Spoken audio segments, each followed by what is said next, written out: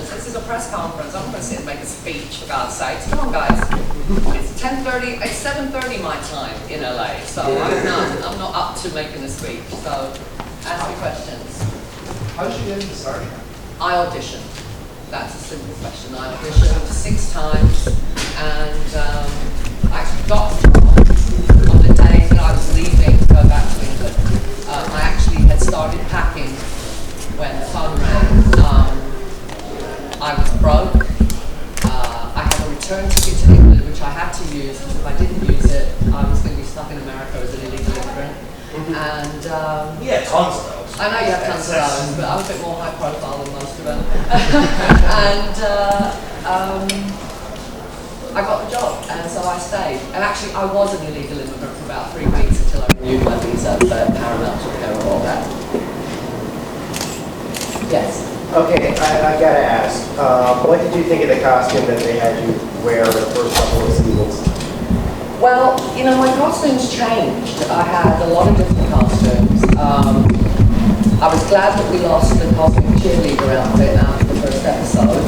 That was pretty ridiculous. Although there were some boys wearing the miniskirt as well, which was kind of equal opportunity humiliation. But I think Jean had decided that if I wasn't going to be wearing a uniform,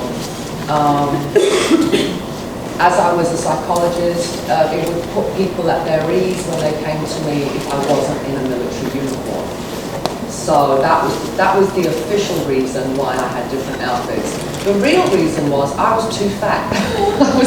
I didn't look good in the spacesuit. There was me, and then like you put me next to Denise. Denise Crosby looked amazing in her spacesuit. I looked a bit lumpy in all the wrong places in my spacesuit, so they kind of had to find me something different to wear. I did consequently lose weight, but that was the real reason. Yes. You originally auditioned for the role of Tasha Yar. What drew you to that character, and are you happy with the character you ended up with? Listen, I had nothing to do with it. Basically, when I started auditioning, I was auditioning for Tasha, and that was purely because of the character description in the breakdowns. Tasha was supposed to be dark, and Troy was supposed to be blonde. And so Denise and I were auditioning for each other's roles. And then about 3 auditions in, as I was walking out from the audition, Corey Allen, the director of the pilot, chased after me and said, you know, we think you would be better for the other role because you have an empathy as Marina that the character needs. And that was when we switched. But it had nothing to do with me. And I was very happy to play Troy. Although I must admit, it would have been kind of awesome to be the security chief because I would have been Michael Dorn's boss. And he's my best friend, and I would have been happy to lord it over him for 7 years, but that didn't happen. Yes? I'm just curious, with your, like, what is it, like, how does it feel being the, like, most primary sex symbol from the Star Trek universe? Like, that's, like, still to this day, like, constantly, like, I had 50 people ask me, like, oh, you gotta say, like, oh, you're coming to see her? Like, oh my God, 50 people are like, oh my God, you're going to see her. So, what does it feel like being that still to this day, like, you know, 20 years ago? You know what, I think Jerry Ryan might have something to say about that. She's pretty sexy. She's more of a political sex figure now. Oh, since she was married to that senator. Oh, okay. Okay, all right. So she's the political sex symbol, and I'm the sci-fi sex symbol. Listen, I was a very ugly child, and no one believes me, but I do have the photos to prove it. If you had said to me when I was 13 years old, when you grow up you're going to be a sex symbol, I would have laughed in your face and said, what are you on, and give me some, you know? I found it a huge compliment. I really did. It's kind of thrilling, actually, because at my advanced years to still be regarded in that way is, I kind of feel like Joan Collins when she became a sex symbol in her 40s after she did that Playboy spread. I kind of feel like that. But I take it as a huge compliment, really. Yes? What would you say inspired you to be an actress? I always wanted to be an actress from as far back as I can remember. When I was, 3 years old, I used to embarrass my mom. I used to stand up on the seat of the bus in London and sing Que Sera, Sera to all the other passengers. So I always wanted to perform. I did want to be a ballerina, first of all, like most little girls, but my mom wouldn't take me to ballet lessons because that wasn't useful, and we were very poor as well, that's the other thing. But she did take me eventually to ballroom dancing lessons, because that would come in handy when I grew up. But because, I don't know why, but maybe because I was so ugly, I was always the boy, because there were too many girls in the class. So I do everything, but I lead. I can do all the dances, but I lead. It was just, it was just something that I always wanted to do, and I actually feel quite blessed that I knew what I wanted to do at a very early age, because I think a lot of kids now finish college and they don't know what they want to do. So I feel I was very lucky to know where my path was going throughout my childhood. Yes? If I could change gears for just a second, you've also done voiceover work, video games and things like that. Out of curiosity, how do you feel about your video game voiceover work? Particularly, was that a good experience? How does that compare to acting? Well, I have to be honest, voiceover work is my least favorite of all the acting genres. I use these a lot, when I'm acting. As it's been said, the eyes are the windows to the soul. I find I don't do voices. I mean, there are voice actors who do voices. I do accents, it's very different. I remember when we were doing Gargoyles, one of the directors would say, okay, for this line, I need old Scottish guy sounds like a dog. And 3 voice actors would put their hands up and say they could do it. And I would be just in awe of them, because they could just turn voices on like that. I don't do that. And to be honest, the people who hire me really are the people from Gargoyles. They're the only people who ever still call me and say, we would like you to do a voiceover. So it's not my favorite thing, but it's another path for us to earn some money. Yes? How did you transition from the lighter Counselor Troy to the darker Demona? Well, to be honest, Demona's much more like me than Counselor Troy was. I'm very feisty, I'm very opinionated, I have no filter between this and this. So actually the biggest challenge to playing Troy for me for 7 years in 4 movies was keeping Marina out of the character. Because I always say, she's much sweeter than me. So actually Demona was much easier because it kind of fit into my personality more. Not that I'm evil, it's just that I'm I don't know, not stronger, because I think Troy was a very strong character. I'm a bit more abrasive, let's put it that way, than Troy is. Yeah. I'm Leo with Conrad.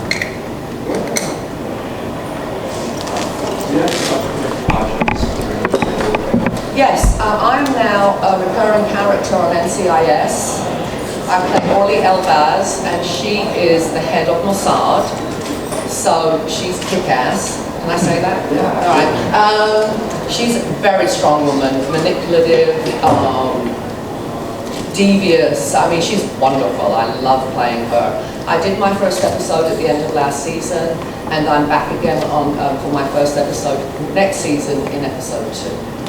I'm just wondering, between all the acting you've done, voice work, whether it's NCIS, I'm assuming the answer to this question is going to be most likely Star Trek, but is there ever just a line that they handed you where you're like, you gotta be kidding me, like, this makes no sense, or like especially thinking with Star Trek, something, about Alien, or something where you're like, what the hell is this? Like, where you're just like, this makes no sense, or... Well, we didn't have a lot of input, to be honest, into the script.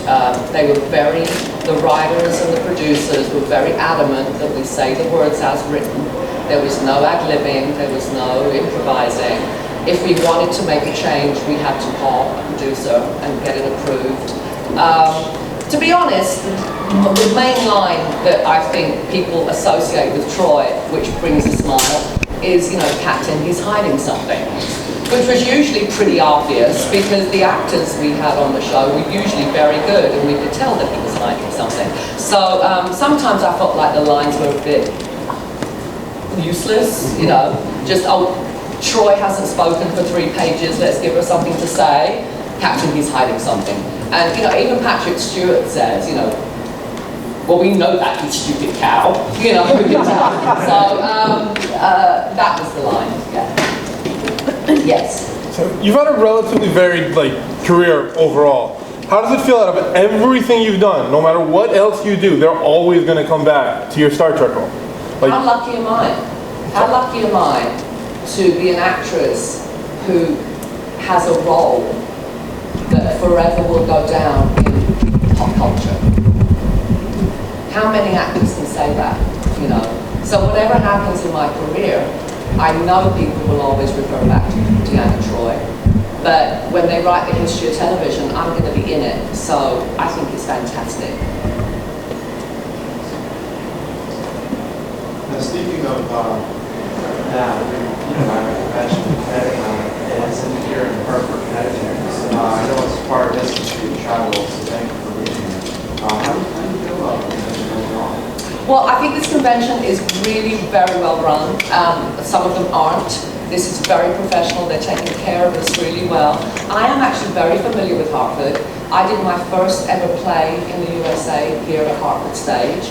Long time ago, about 18 years ago, I was in Loot. It was directed by Bartlett Shear, who is now a huge, huge director on Broadway. Tony winning, Tony nominated almost every year. So I have very fond memories of Hartford, and it was lovely to come back.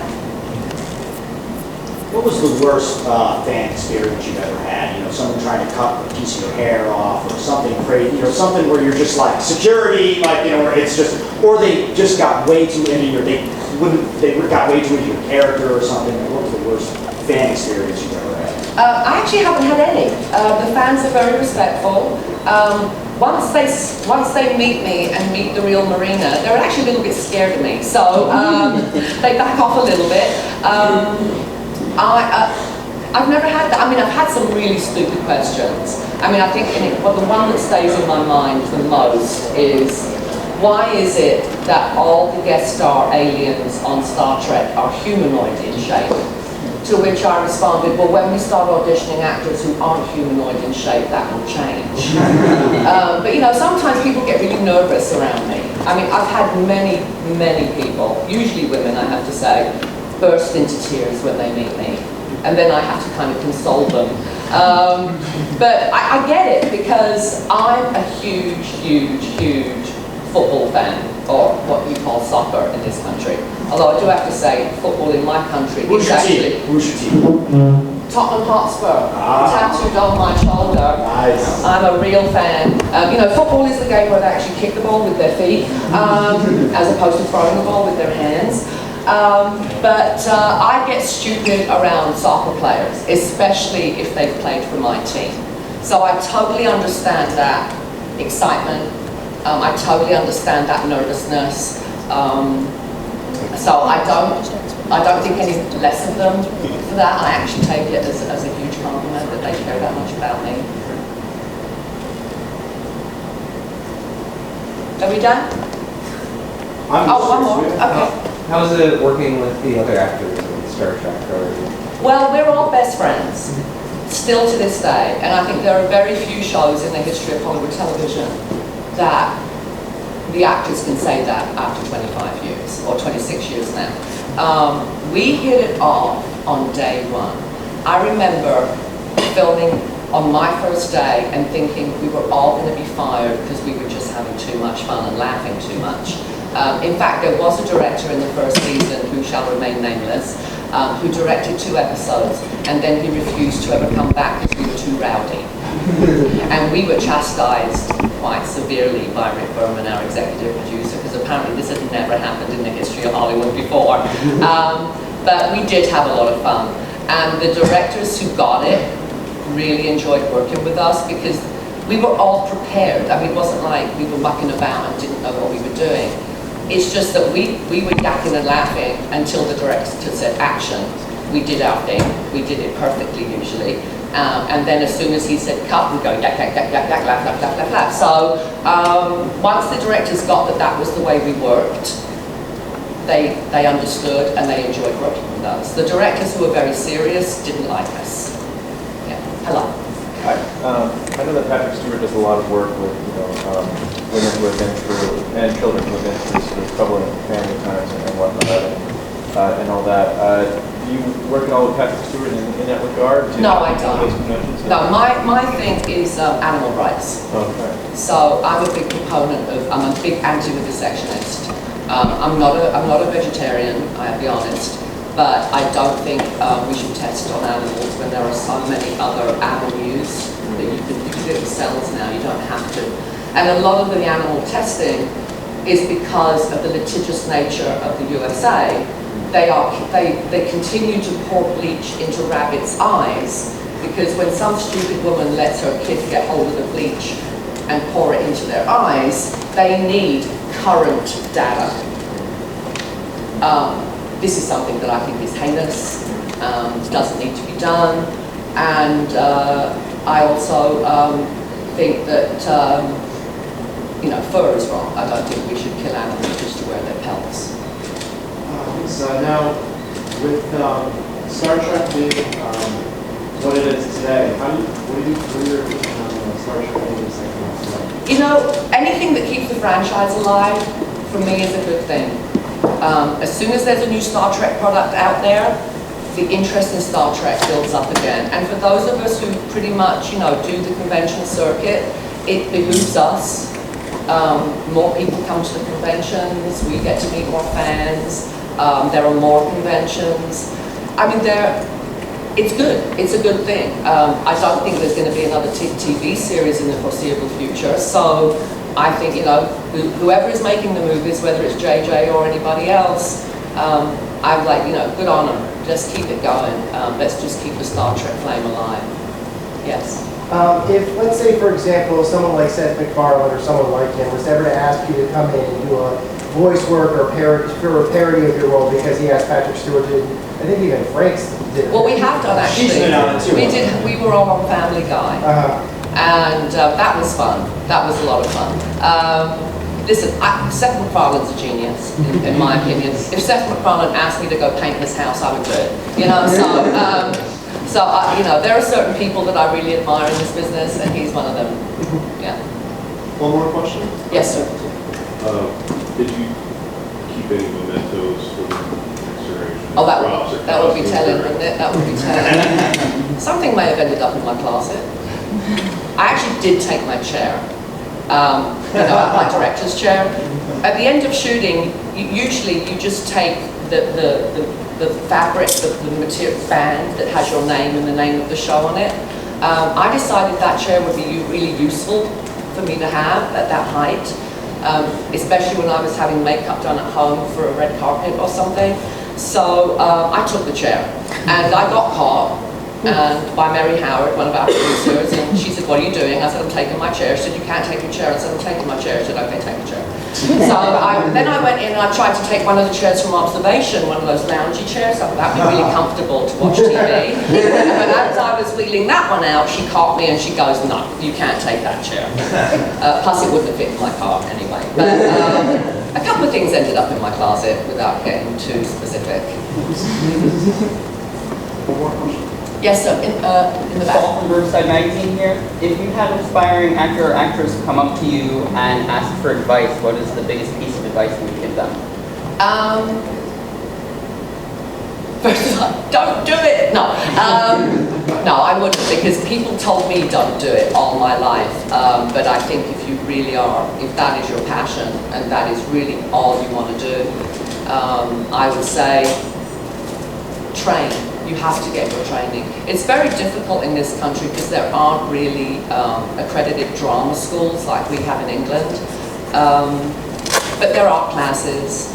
I would suggest to any actor starting is to start in the theater, because that's where you will get the best training. Thank you.